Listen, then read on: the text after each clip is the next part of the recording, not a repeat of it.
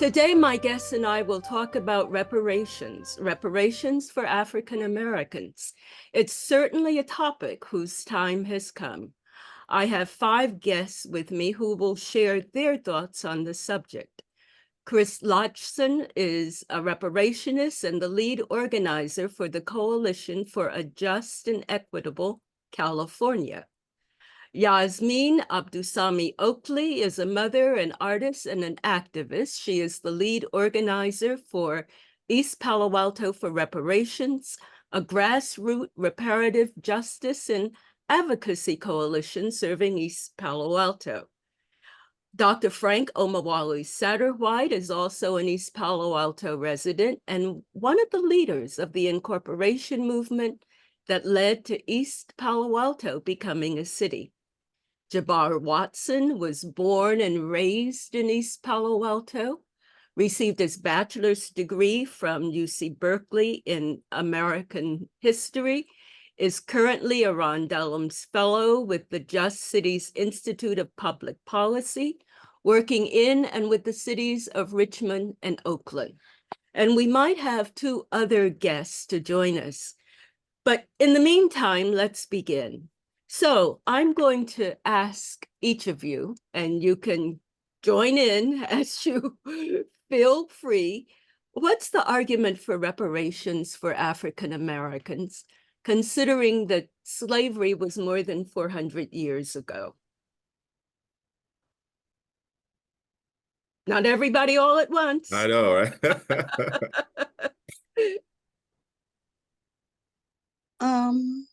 Well, my name is Yasmin, everyone, and I guess I'll start. I think that the case for reparations is that simply once Black Americans were emancipated from enslavement, there was never any real repair that was supposed to go to us. We never received what we famously know as 40 acres and a mule. So based on that, we just have never had any correct protections under the law. And I think that this is a movement that goes along with the previous movements for reparations. This is a movement to finally collect those tangibles. Anyone else? Yeah, I would agree with my good friend and partner Yasmin. The case for reparations begins with enslavement, and then, but the case that we make is that reparations are due for sort of 3 periods of our time and our history here in this country. First, the period of enslavement itself. Second, the period after enslavement and through, let's say, the 1970s, what you might call the Jim Crow era. And then thirdly, from then until now. So it's 3 eras that we're seeking reparations for. Specifically, though, the impact of all the things that happened during these 3 eras on the descendants of persons who were enslaved in this country. We were promised reparations. And so because we were promised reparations, that's also part of the case for why we're advocating for it now. When you make a promise to someone, you should honor that promise.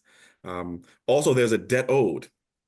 So even if there was no promise, there's a debt owed. Our ancestors worked for hundreds of years for free, with no pay, after being kidnapped and sold and human trafficked and sexually trafficked and sexually assaulted and beaten and all the bad things that happened to us during that period, in addition to hundreds of years of wage theft. And so there's a debt owed by our country for that. And lastly, our government has paid reparations to other groups. And so you could also make the argument that because other groups got reparations, we should get ours too. And on that point, just one minor idea to add. I think you also have to understand that it's a question of magnitude. So the Jewish community demand their rights around their Holocaust, where they lost 6 million people over a several-year period. Several hundred million Africans were lost in the transatlantic slave transatlantic slave trade over several centuries. And so it also is a question of magnitude that affirms our right to reparations. Jabbar, any comments?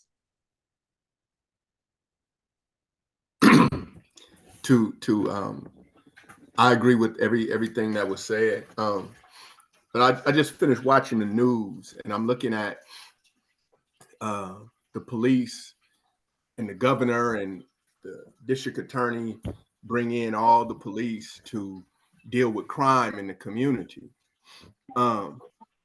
Slavery was a crime of the highest magnitude. It was kidnapping, human trafficking. It was the breeding of people. It was the robbery of intellectual property. It was the displacement of people from a land. And one of the things I always do or like to do is ask the people who would be willing to work for a week for free. What about 40 days? What about 400 years? And when you look at that, you're not just talking about one person. You're talking about millions of people that brought us to this point. So when you look at me, you're not just looking at me being, you're looking at millions of my ancestors that worked free day in and day out. Millions of my ancestors that were raped day in and day out. I am on the ancestry.com, and I'm looking for my family to piece together who I am because of human trafficking, right? And so when you look at those crimes against humanity, there has been no greater crime committed against humanity. That's not to downplay anybody else's. However, the books are clear on the crimes that have been perpetuated against Black people here in America. So when we look at that and we look at what was done, what was taken, what was stolen, and what continues, it's not even a matter of, to me, it's not a dollar issue, but it's an issue of repair of something that you have worked to destroy.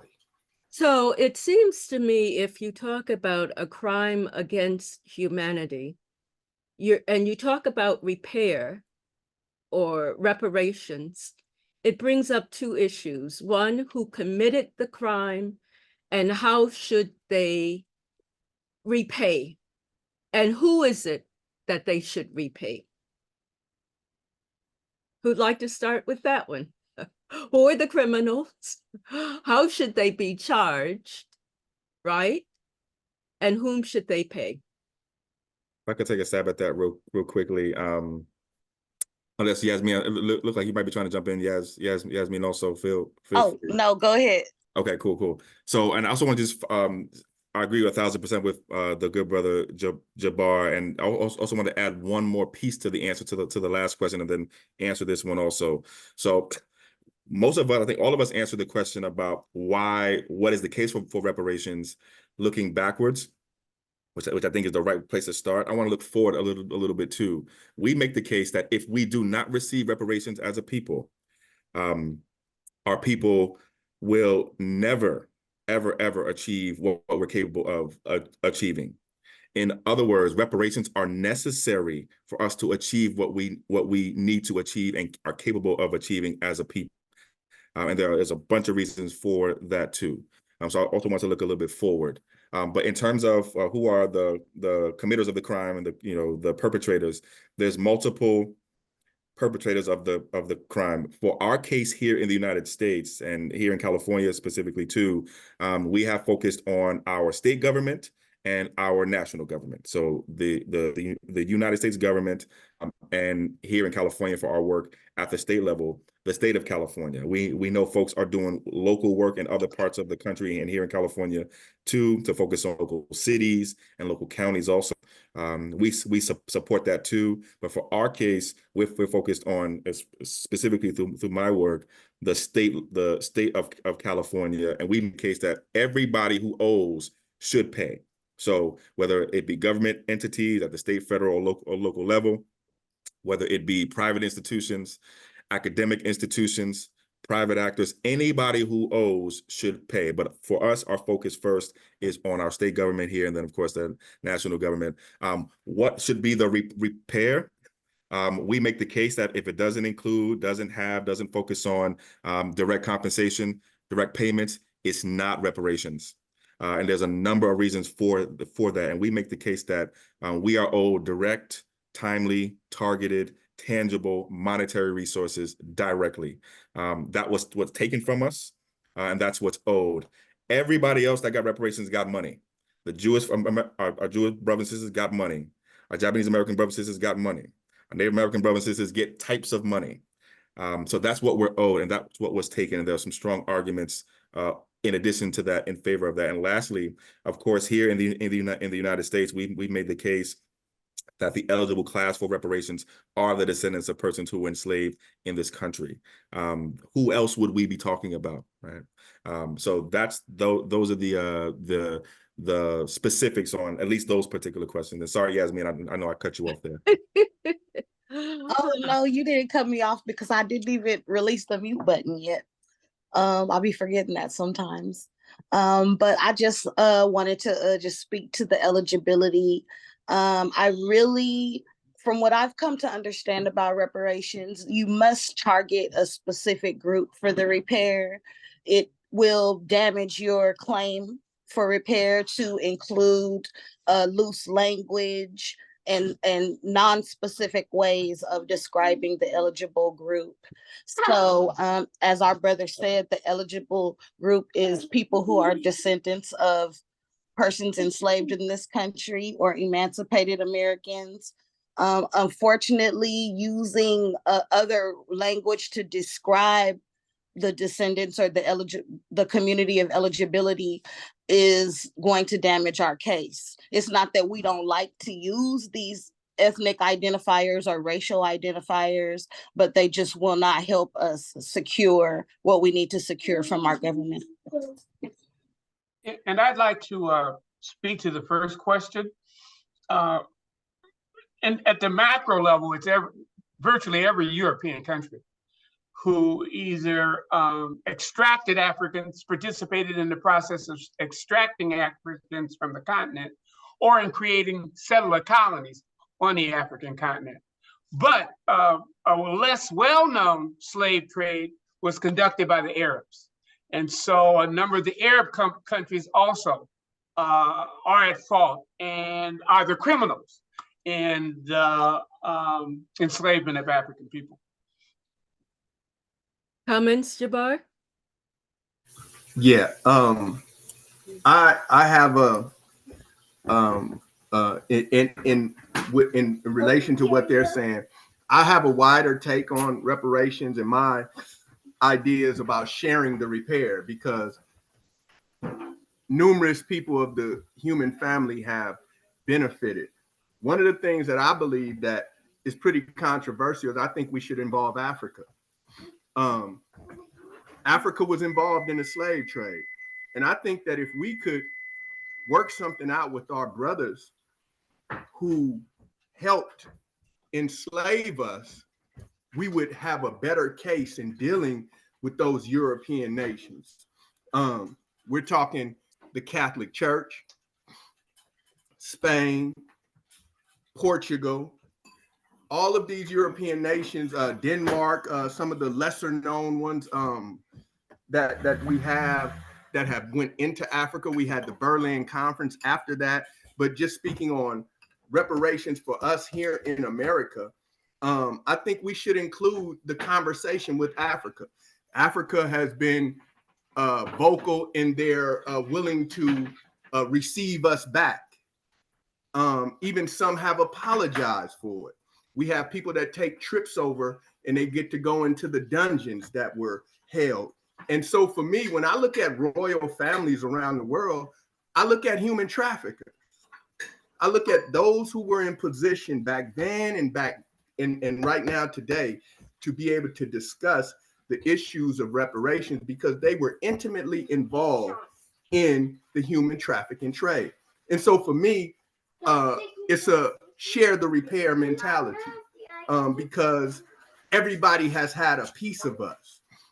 And while Well, I know it's a legal issue in the language that we use, I think it's a big mistake to leave out some of our other brothers and sisters, specifically in the islands, which were our first stops. For some reason, we act like we different. But the history will tell us that those spots were breeding ports and ports where we were sent out into other parts of the earth. And so for me, I think we should look at where it started. well, you know what, Jabbar, I just, oh, your comments really bring up some additional questions. And I certainly thank you, and I thank Dr. Satterwhite for broadening, let's say, the reach in terms of the classification, who should be charged, who would be the criminals. And Dr. Satterwhite said the Arab countries, and Jabbar, you said African countries. And so I let me start the question there. African countries were themselves victimized as countries. They were colonial subjects. So whom do you then go back to in terms of Africa? I would line it up like this. If I'm sitting at a light and it's a car in back of me, and there's a third car that comes and hits the middle car, and the middle car hits me, who would we talk to first? We wouldn't say that the car that initiated the accident is my brother, so I don't need to see your insurance. Africa was involved. Yes, they were colonized, but they were people in countries that benefited off the human trafficking. If we can talk to them, But aren't and those really, poor countries now who have economic problems themselves? they have economic problems because they got rid of their brain power. They got rid of their military power. They got rid of those of us who came here and built a country.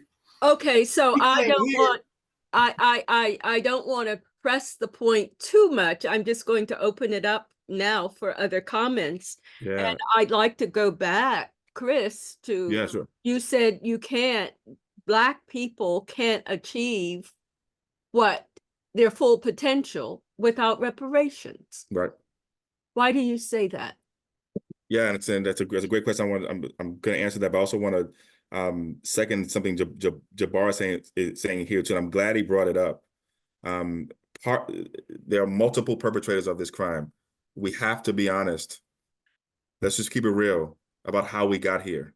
Okay, there were African countries tribes in Africa who sold us here. Okay, that's just the truth of how we got here in a lot of us, let's say. Okay, so if we're going to be completely honest as a people about who we are and how we got here, yes, there were Arab countries involved in the intercontinental slave trade in Africa, definitely European countries, and yes, African tribes. Read, Zora Neale Hurston's book, Barracoon, where the account of one of the last of our enslaved ancestors who got here recounts how he got here. And he tells you in his own language, literally, who came and got him and who sold him, right? So I think that's absolutely important. And yes, I understand it's a sore spot for us because it's ugly history, but it's absolutely So true. before you answer the other question that Yeah. I just now asked you, this Sure. is for four of you, assuming that you might agree with Jabbar, but if you spread the cost to everybody who you think was involved, whom do you start with and how do you do it? And does that kind of water down? It broadens the cause, but does it make it more difficult to get compensation? Where do you start? I say we start here. where I say we start right here where we are, where we have the most power to actually achieve reparations, and that is through and to our own government. We are citizens of this country. We have power here politically to make the change that we want. So we start here. That's where we have to start, and that's where we are starting, and that's where most groups who get reparations start. They start exactly where they are, and then once they're more successful, then they move on to other perpetrators, other folks who are, guilty. And this is a California group right now. You're asking reparations from California. Yes. We've started with our state of California as a state, and I definitely could talk more about that too. Okay. Other comments? And then I'll get back to that question, Jabbar. What I really appreciate about this contemporary reparations movement is that it is specific about who is eligible, and it is specific about who the debt should come from. And that is our government right now.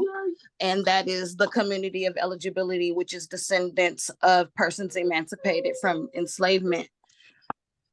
But even and because it is that specific, I feel like it is I'm sorry, y'all, my baby in the background. I feel like it is a specific way to approach reparations. I feel that it gives people a lot of clarity to focus on one specific group and one specific debtor, if you will. That does not mean that we don't believe people around the world deserve reparations, other Black folks around the world. Last year, I went to Ocho Rios, Jamaica, and I almost didn't enjoy myself because I'm looking at the people in poverty, and, of course they deserve repair. But just like descendants of emancipated people in this country have to get together and pull our resources together and pull that political power together to fight what we want, these groups around the world, they must do the same in the capacity that they have. We're looking at the crisis in Congo.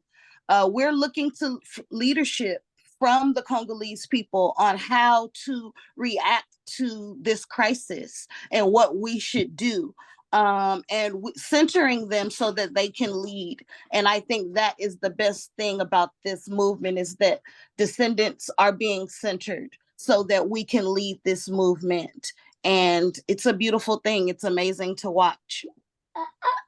Dr. Satterwhite, you've been quiet.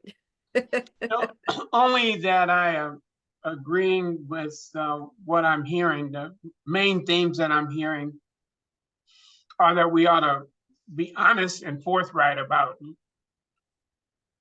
affirming where the blame is, and some of that blame is with our own people. Yasmin's point that I want to repeat, that I think is right on target, is that each local group has to organize and take responsibility for pursuing reparations on the turf where it lies. And then the point that Jabbar so eloquently shared, I look at that a little differently. The nation states are a creation of Europe, and who showed up on the African continent armed. And so a lot of what happened was through coercion, and a lot of what happened was through collaboration, and so I think that it's quite appropriate to be clear about where the scope of the blame lies. I think we also have to be then clear about what the appropriate repair has to happen for each of those entities. And I'm twixt in between in terms of calling the African side of this criminal, because there was a third car to hit a middle car.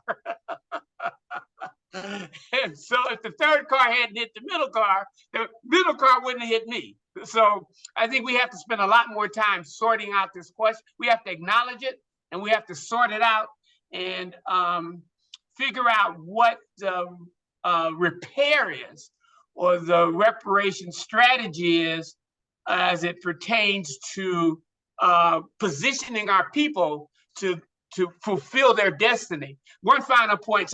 So for me, the way I look at this generally is that the European, primarily European onslaught on the African continent, it just simply displaced us from our natural historical continuum. And so what reparations will do will give us the capacity, and I'm interpreting now in my own way what Chris is saying, to rejoin humanity on a continuum that flows from our own essence. So yeah, those are my thoughts about all this. Okay, I love these folks. Yeah, and the thank thoughts you. that they're sharing. This idea about rejoining humanity, I have a little issue with the wording of that because we never left humanity. We've always been a part of humanity. And I know what you're talking about, but I just thought I would remark in terms of that choice of words. And so Let me just say really quickly, I said rejoin humanity out of our own natural essence. Yes. So I think it's the whole of the concept that I'm speaking to, not just the notion of rejoining. Oh, okay. I'm going to argue it. I understand your concern about that particular framing, but it's all good. Okay, I appreciate the clarification, which was somewhat obvious, but that idea, and I'd like for you to talk about it more. Dr. Satterwhite touched upon it. Why can't Black people achieve, let's say, that essence, their full potential, without reparations? And when you talk about achieving our full potential, Chris, have you achieved your full potential? No. Jabbar, yes, but that has nothing to do with reparations. Jabbar, are you achieving your full potential as an individual? I will say that I was blessed to be put in an unfortunate situation that allowed me to recognize and study and get an understanding of who I was. I'll give you an example. Yasmin has been excellent in leading the reparations movement in East Palo Alto. I don't see my peers there. My peers talk about money, but I don't see them in the reparations circle. So it's a disconnection from history. It's a disconnection from what happened. And so how can I achieve who I am? I am 52 and I just graduated from Cal. I should have graduated from Cal at 15. Had I been in touch with my true self and knew who I was, I could have did it at 15. Oh, that would be quite young anyway. Most people do it close to 20. I get it, but what I am talking about is the start, the lack of knowledge of self, the lack of understanding. When people say you have high potential, what does that mean? Being educated by teachers that don't care about me. I wanted to be an archaeologist at 7 or 8 years old. I wanted to be like Louis Leakey and dig in the desert because it was something about that King Tut mask that I saw that drew me in. So you know what? That statement assumes that all white people have achieved or are achieving their full potential. No, it assumes that the term white means privilege and that they are privileged. And they are opened up to avenues to achieve their potential because white doesn't represent a color, it represents privilege.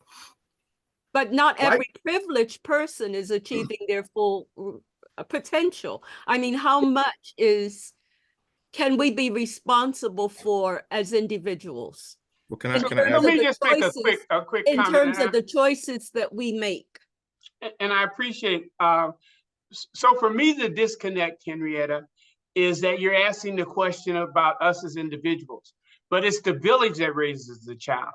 It's the fact that the community has suffered in the ways that has been described means that we don't have the same starting place in order to grow, develop, and evolve as a people. And so individually, we have stories that probably show areas of progress and areas of challenge.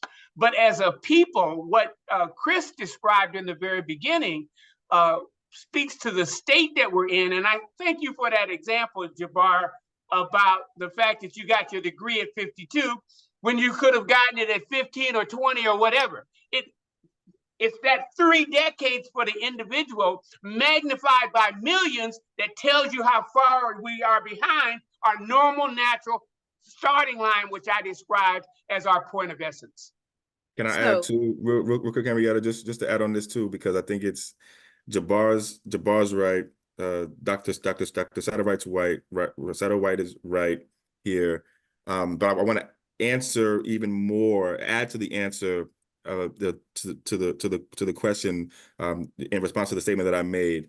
One, just to reiterate what folks are saying, it is absolutely so. It's not about me individually, what I can achieve, because I could be a billionaire or a millionaire personally, but it's about my people. It's about the 40 million of us, right, who are descendants of persons who were enslaved in this country. So, but let me also give you this too. Nothing else is working. Okay? Nothing else is working.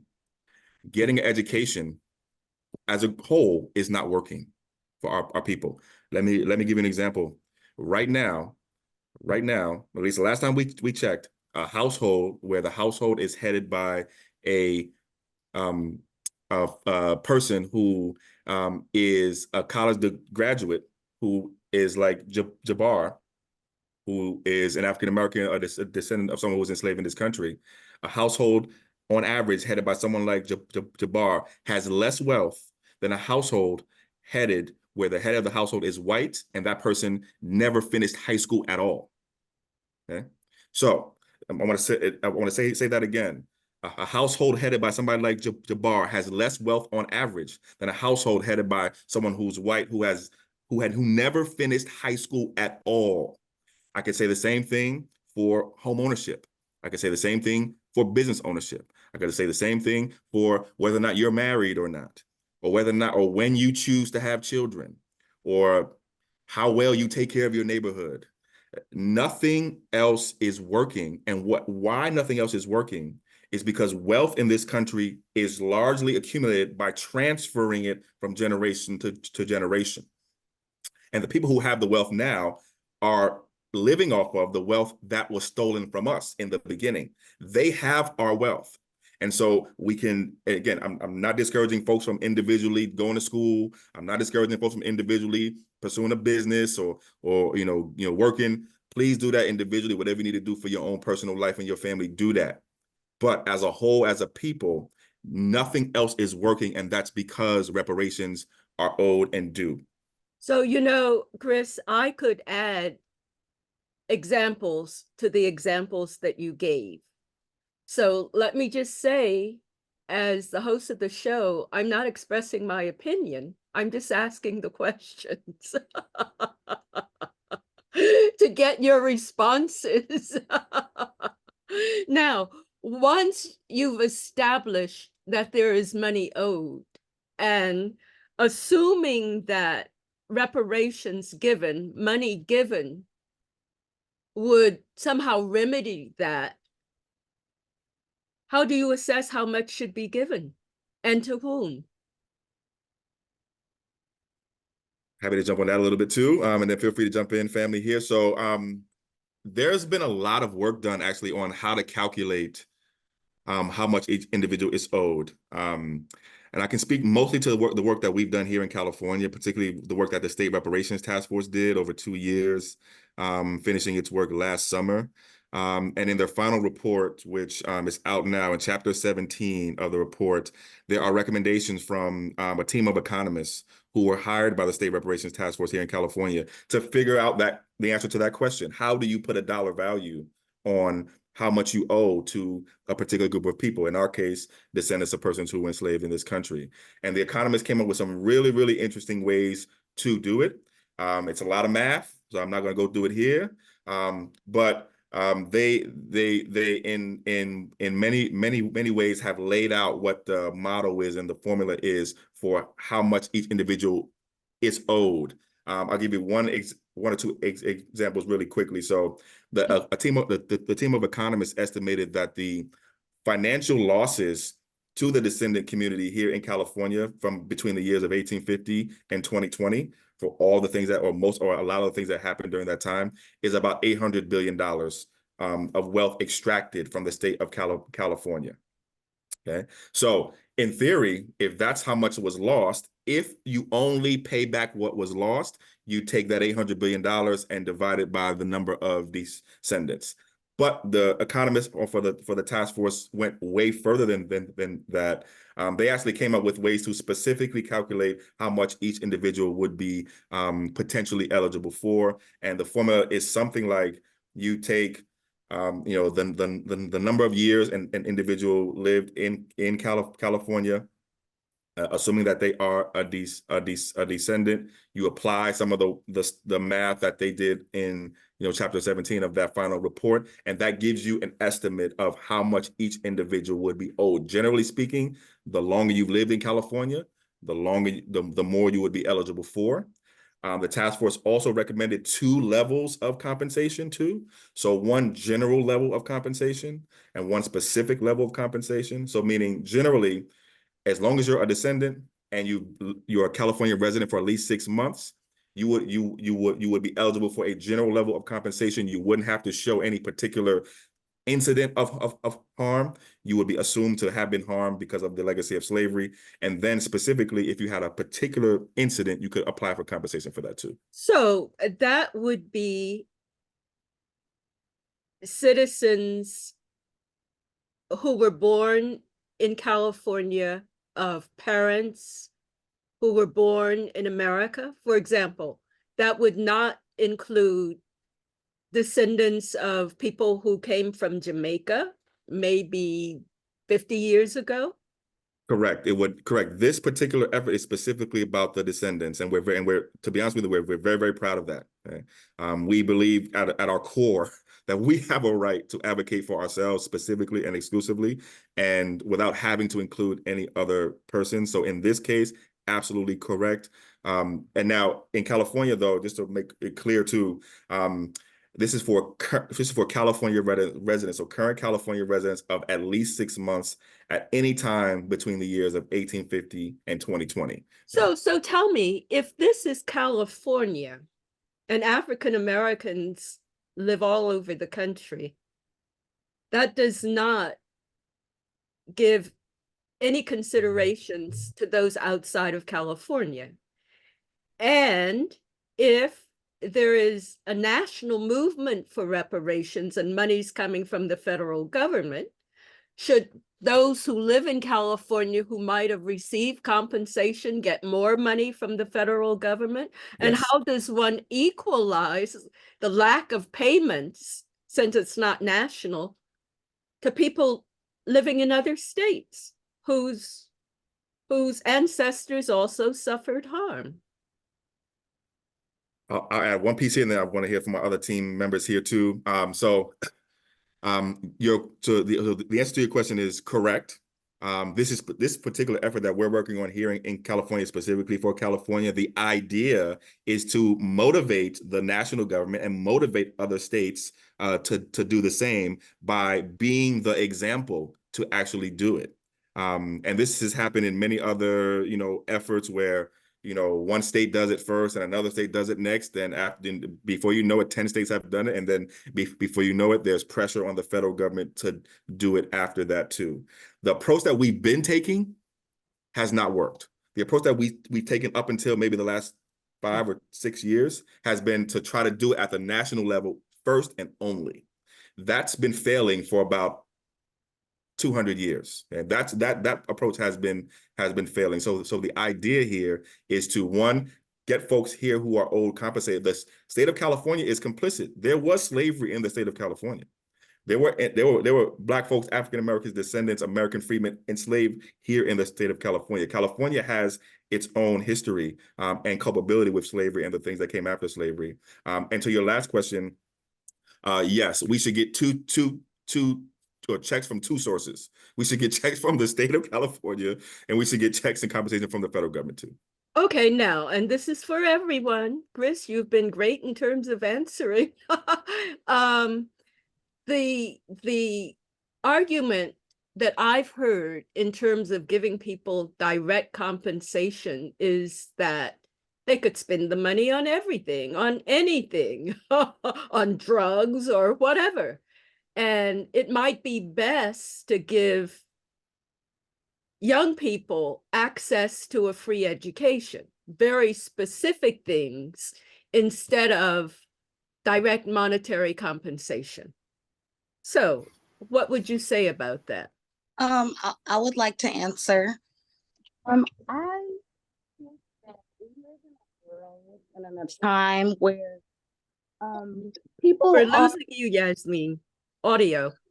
I'm sorry, my mute is off. Okay, make sure you're closer to the mic. Yes. Oh, okay. I got my phone in my hand.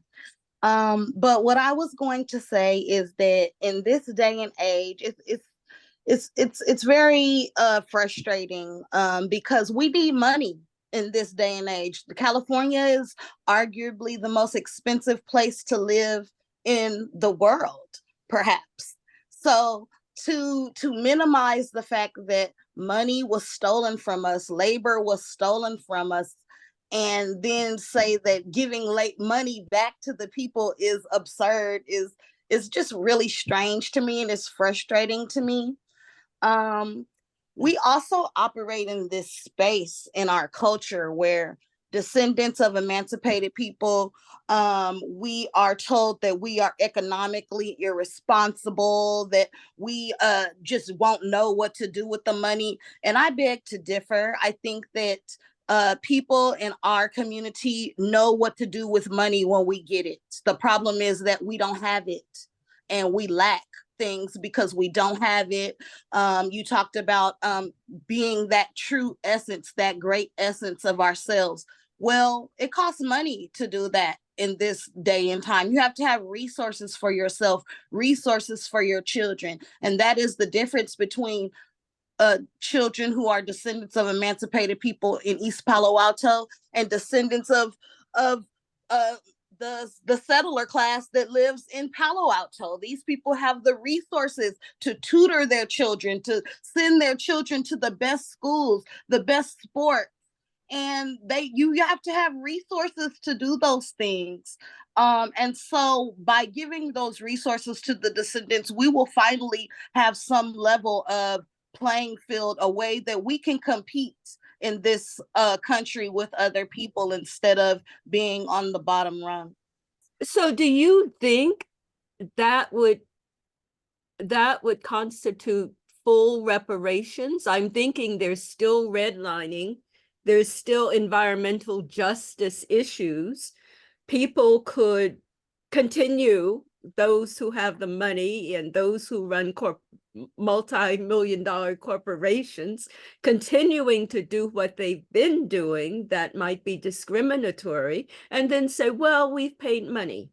So now the reason I have my brother Chris on tonight is because he's so knowledgeable. And one thing that he always told me that sticks in my mind is that compensation is kind of the center of these pillars of reparations. Our rehabilitation, our restitution, our satisfaction, our guarantees of non-repetition, they circle around compensation. And you can't really have one without the other for our full repair. We need the cash direct payments to descendants, and we need our other forms of reparations so that our youth will never have to experience what we've had to experience. And thank you for that response. I just received a message that one other panelist is in the room on the phone, and that's Sister Tiambe. Would you like to say anything? You've been listening all the while. Tiambe?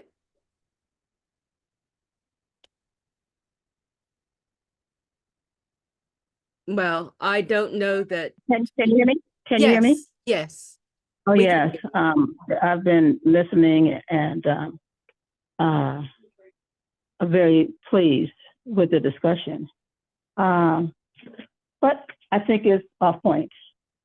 I think the main thing that has been done, we talked about slavery and we all, talk about slavery.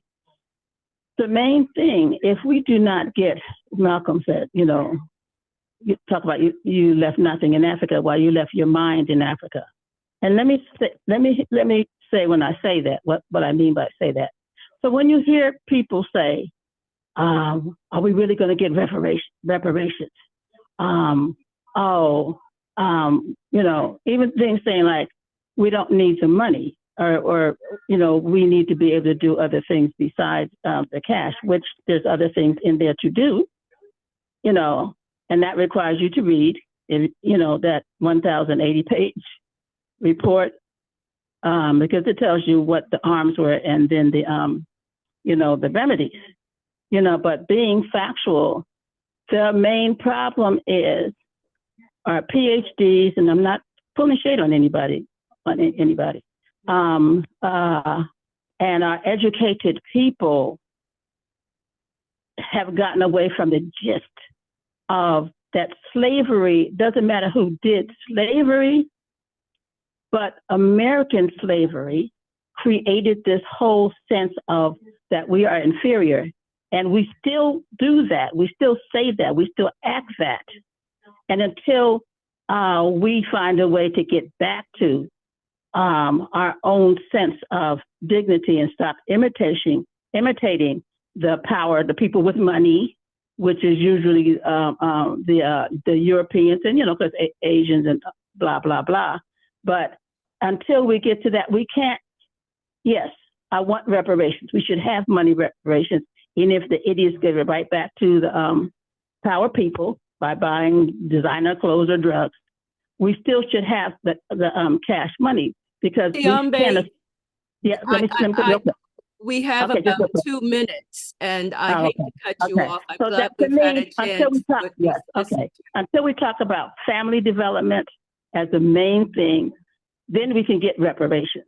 Until we do that, we'll be fighting each other and going all off the bridge, talking about other people and stuff. Okay, So, thank you. Now, can you tell me in the time that we have left, which is just about a minute, where does the movement stand at the moment? Where are we in the state of California? I'd like to speak on that because this is something that really troubles me. Speaking on cash, reparations only, and I am for cash being given, but I have 2 children here, and I know that it was systems that made Black kings, queens, and builders of civilizations Negroes, and so my approach is systematic. We have children that are diabetics. Where are we getting our food from? Where are we getting our clothes from?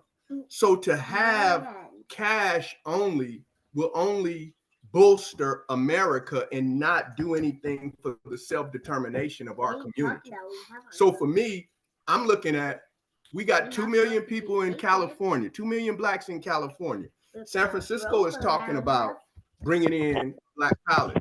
Why don't we promote a STEM university and an agricultural university so that we can feed the 2 million people here? So, we're going to extend this just for 5 minutes. Any other comments? If I could talk a little bit about the state of where we are too, because this is really important too, and this is actually related to your question too, and I'll try to make this within 30 to 60 seconds too. Just to pick up where to brought up, I think the point that we're making is that, and Yasmin said it perfectly, the direct payments, the direct compensation, the return of our financial wealth is what we're really talking about, is at the core of everything else. So you can do the other things, but you can't do the other things without the core of it. Nothing else works without the direct monetary wealth that we need to have returned to us. So and this is very important too, because this answers also the question of the state of where we are. And I want to warn us as a people right now is not the time to be saying either we don't want money or de-emphasizing the money.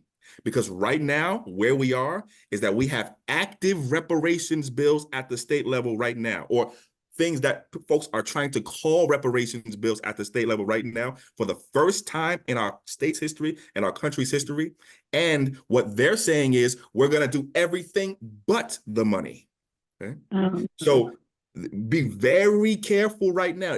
This is not the time to be deprioritizing or de-emphasizing the financial wealth return, because I am state politicians are right now attempting to weaponize that against us and do everything and say, we're going to give you an HBCU. We're going to give you, changes to this law and change that law and that law, and don't give you no money. Well, the state right now supposedly is running a deficit. So where is the money coming from? We completely reject that idea. Also, we have a $250 billion budget here in California. We are the 4th largest economy on planet Earth. We have the money. We have money for all kinds of things. We have them. We have money for everything but us. So right now we're saying budget deficits be damned. You found the money for this program and for that program, and for this group and that group. Do prioritize us at the same level. Okay, we have 3 minutes left. Any comments? Additional comments? I would like to say that we were projected in 2021 to have a $1.6 trillion dollar intake, and at the University of Georgia, they said that we would probably get $1 of every $5 of disposable income. My question is, what are we doing with the money? Going back to the village, does the money restore the village? Does the money restore our health? Does the money restore our history? It does absolutely none of that unless we are organized and have foundations to build that.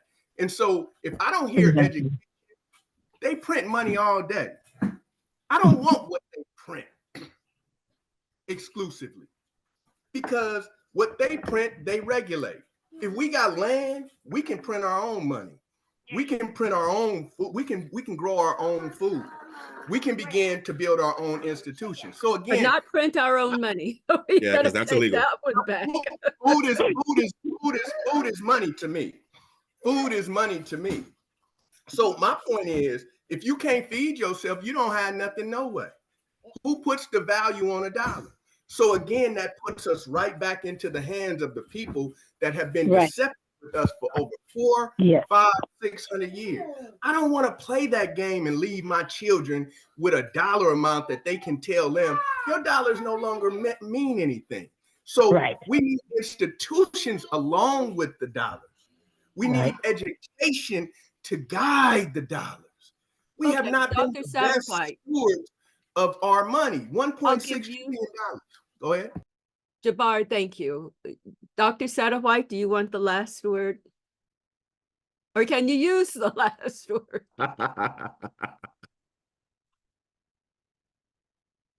Dr. Satterwhite, if we don't have when I got involved in political activity in the late 60s, the two icons of the activism were in the Black Power movement, Malcolm X, and the Civil Rights movement, Martin Luther King. And during that era, we were choosing Martin over Malcolm. As I got older, I understood that both of them belonged to us. And so this either or argument for me doesn't work. I think there has to be an investment in people in the way that Baba Chris is saying, and there also has to be an investment in the village, as Jabbar is saying. And it's the combination of the investment. Both of them belong to us. It's the combination that will return us to our natural essence on our own historical continuum. Well, I would like to thank the four of you for a most insightful conversation. We could go on. I'm sorry we can't go on, but obviously the movement will go on and the fight for reparations will go on. And I'd like to thank you. I should say 4 of you, but I should say 5, including Sister Tiambe, for being with me to share your ideas on reparations. Thank you, Sister Thank you, everyone. Henrietta. Thank I just you. This want to was great. say thank you to everyone and thank you for all Yes. of the work that you do. And to the public, come out and support us. Come to our meetings. Come get this knowledge that we have for you and use it. Use it. We invite everyone to come out, the community of eligibility and also people who are not in the community of eligibility. Please come out and learn with us. Thank you. Thank you. We are all learning and we'd be happy to continue learning. So many thanks to Yes, all sir. of you. And that's the end of our discussion for this evening.